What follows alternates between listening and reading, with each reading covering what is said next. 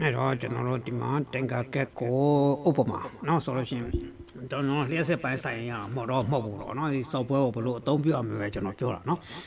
ဆိုလို့ရှိရင်ဒီ software ထဲမှာဥပမာတွေအများကြီးပါတယ်เนาะဥပမာတွေအများကြီးခင်ဗျားရှောက်ပြီးတော့စမ်းကြည့်လို့ရတယ်အပြင်ဟာတွေနဲ့ရှောက်ပြီးတော့စမ်းကြည့်လို့ရတယ်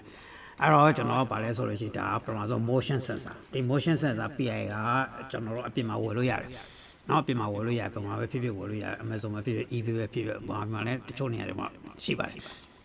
ဆိုတော့ဒီ motion sensor အဲ motion sensor ကကျွန်တော်တို့ပြန်လေ့လာကြည့်လို့ရှိရင်ကျွန်တော်တို့ပထမဆုံး ground ရှိမယ်ကျွန်တော်တို့ပြီးလို့ရှိရင်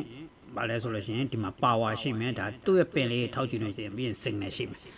အဲ့တော့ဆိုလို့ရှိရင်ဒါပထမဒါသူ့မှာရှိမှာဆိုလို့ရှိရင်ကျွန်တော်တို့ ground နဲ့ power နဲ့အရင်ဆုံးလုပ်မှာပေါ့အဲ့တော့ ground နဲ့ power နဲ့အရင်ဆုံးလုပ်မှာ battery ဘာလို့ battery ကဘယ်လိုလဲဆိုတော့ဥပမာဆိုရပါတော့ဒီမှာဆိုရင် battery တစ်လုံးပါ battery တစ်လုံးဆိုလို့ရှိရင်ကျွန်တော်ဒါနောက် double A လား triple A လားခင်ဗျားတို့ကြိုက်တဲ့နာမည်ပေးbattery ကမဟုတ်ဘူးငါနှလုံးဆိုရင်နှလုံးဒါမဟုတ်လို့ရှိရင် battery ကနှလုံးမဟုတ်ဒါ3လုံးဆို3လုံးနောက်ဆိုလို့ကြိုက်တယ်လို့3လုံး4လုံးပေါ့နော်ဆိုလို့ရှိရင်အဲ့တော့8လုံးလို့ပါတော့ဆိုလို့ရှိရင်ဒီကောင်ပြန်ချိတ်ပေါ့ဗျာခင်ဗျားတို့ပါလေခင်ဗျားတို့ပြန်ချိတ်ပေါ့အဲ့တော့ဘေးရင် switch ပါမလားသူ့မှာတခါတည်းခလုတ်ပါပြီးသားလားဆိုခလုတ်ပါပြီးသားဆိုလို့ရှိရင်ဒီမှာ yes ဆိုလို့ရှိရင်ဒီလိုမျိုးဖြစ်မှာပေါ့နော်ဒါ battery ကိုတပ်ပုံတန်ဒီကိုကျွန်တော်ပြောမှာနော်ဆိုလို့ရှိရင်အဲ့တော့ကျွန်တော်ဘာလုပ်လဲဆိုလို့ရှိရင်ဒီမှာ positive ကနေဒီ positive ကိုကျွန်တော်ချိတ်တယ် negative ကနေကျွန်တော် negative ကိုချိတ်တယ်ချိတ်ပြီးတော့ဒီအပေါ်က line နေရပါလဲဆိုလို့ရှိရင်ဒီအောက်က line နဲ့မဆိုင်ဘူးဆိုတော့ကျွန်တော်နေရာကျင့်နေတော့အပေါ်ကဆိုလို့ရှိရင်ကျွန်တော် positive က positive ကိုပြန်သွား negative က negative ကိုပြန်သွားတယ်ဒီလိုပြန်သွားတယ်သွားလို့ရှိရင်ဒီ line ကတောက်လျှောက်ဟိုနေဖြစ်မယ်ဆိုတော့ဒီကောင်ကိုကျွန်တော်တို့ power ပြန်ကျွေးမယ်နော် power ပြန်ကျွေးမယ်ဆိုတော့ဒီကောင်ကဘာလဲဆိုတော့ power အဲ့တော့အနီကကျွန်တော်အနီကိုပြန်ပေးမယ်ပြီးလို့ရှိရင်ဒီကောင်ရဲ့ ground ကကျွန်တော်တို့ ground ကိုပြန်ပေးမယ်ဒီမှာဆိုလို့ရှိရင်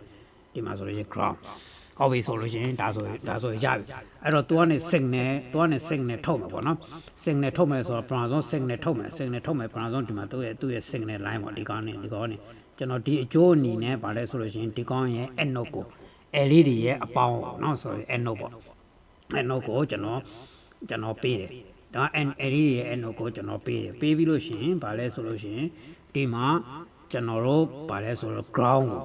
ကို LED ရဲ့ကျွန်တော်တို့ cathode ကိုပေးတယ်ဒါပေမဲ့ LED ကဒီမီလုံး3လုံးနဲ့ဆိုတော့ LED ကမခံနိုင်ဘူးเนาะ LED ကကျွန်းသွားမယ်ဆိုတဲ့အတွက်ကြောင့်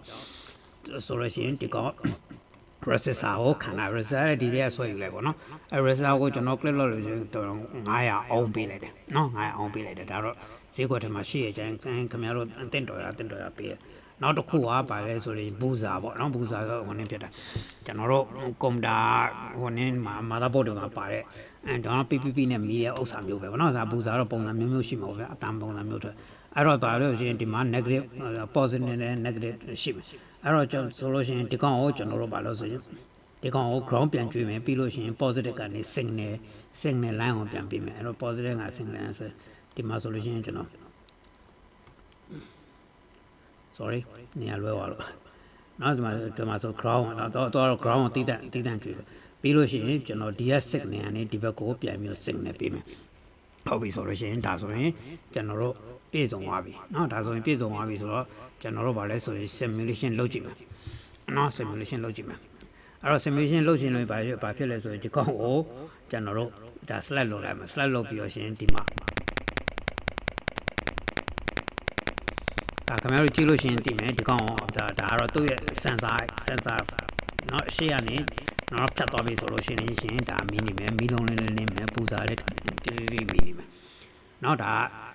အလွယ်တကူကျွန်တော်တို့ပါလဲဆိုလို့ရှိရင်ဆိုလို့ရှိရင်တင်ကာကက်ကိုအသုံးပြုနေပဲနော်တင်ကာကက်ကိုအသုံးပြုနေ